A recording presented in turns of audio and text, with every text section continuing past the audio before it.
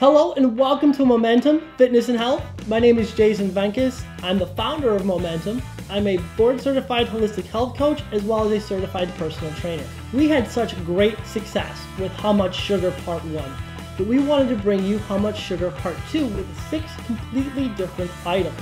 Items that might even be considered healthy by most people. These are items that you'll find on the grocery store shelves every single day.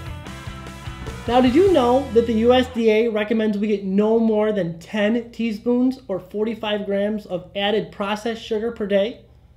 And the World Health Organization even goes a little bit lower than that and says no more than 5 teaspoons of added processed sugar or 22.5 grams. The first item I want to look at is something we probably all eat every day, and that is our instant oatmeal. This particular instant oatmeal has 12 grams of sugar in it, or 3 teaspoons. And right there, that's what 3 teaspoons looks like. So out of your entire day, you're almost a third of the way there with just this one little cup of oatmeal. Another option that people feel is healthy for the morning is Raisin Bran. But what many people don't know is that it has 18 grams of sugar per cup, 1 cup serving. Think about how much you actually pour into your bowl. Are you measuring out 1 cup or are you actually pouring out more? Because what you're actually gonna get is 4 teaspoons of sugar. The third ingredient on there is sugar, and the 5th ingredient is high fructose corn syrup, which is another form of sugar. So with that 1 cup serving, you're getting almost half of your USDA recommended allowance for added processed sugar. Often, a couple hours after a breakfast that's high in processed sugar, such as our oatmeal and our Raisin Bran, we start to experience that crash. You've heard about it before, and sometimes you take that crash out as far as lunchtime.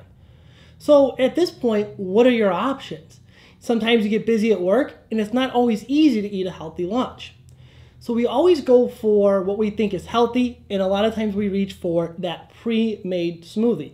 We've heard a lot about how smoothies are healthy for us because we get fruits and vegetables. But did you know that a lot of your pre-made smoothies have tons of sugar in it? This one in particular, this little bottle right here, has 35 grams of sugar in it. 35 grams of sugar, which is 9 teaspoons. That is a lot of sugar. As a matter of fact, that's 90% of the sugar that you're allowed to get according to the USDA. The tricky thing here is not only are you getting it from brown sugar, that's a main ingredient in here, but you're getting it from your juice concentrates as well. That's that sneaky little way of adding sugar into your what would normally be a healthy drink. So now you've just gotten off of work, and I feel the best time to go to the gym is right now. Because you know what's going to happen. You're going to go home, you're going to sit down, and then you're just done. So you go to the gym, you either lift weights, you do cardio, or you do a little bit of both, and you're going to want some kind of muscle recovery. Often that's going to be found in the cafeteria or at the front desk in bar form.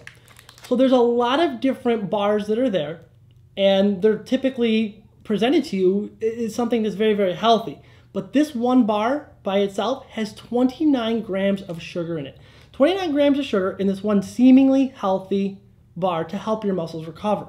That's 7.25 teaspoons of sugar, or almost 75% of your sugar for the day. So you've left the gym, and let's say you decided to skip that protein bar and go home for your recovery meal. So you're looking for another source of protein. 2 great sources of protein are chicken and a non-meat option of tempeh. So a lot of times to make these healthy, we tend to grill them. And when we grill them, we tend to add barbecue sauce to them. So 2 tablespoons of this barbecue sauce has 9 grams. Why? Because the first ingredient is high fructose corn syrup. There's that sugar word again, that tricky sugar word.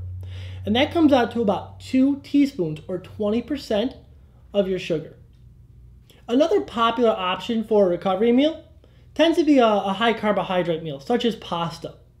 You might think that something like pasta sauce is going to have less sugar in it, but it actually has more. Sugar is added to pasta sauce for a couple of reasons. 1, to increase the flavor of it, but 2, to reduce the acidity of the tomatoes themselves. But at 12 grams of sugar, you're coming in at 3 teaspoons, which is 30% of your daily allowance from the USDA, as opposed to the 20% that you're getting from the barbecue sauce. I've just presented to you 6 seemingly healthy items. that people probably consume every single day. And when you add up one serving of each of them, it comes out to nearly 30 grams of sugar, which is 3 times what the USDA recommends we get in a single day. And it's nearly 6 times what the World Health Organization thinks we should get a day. And that's without consuming a single sports drink, energy drink, or candy that was mentioned in our first video.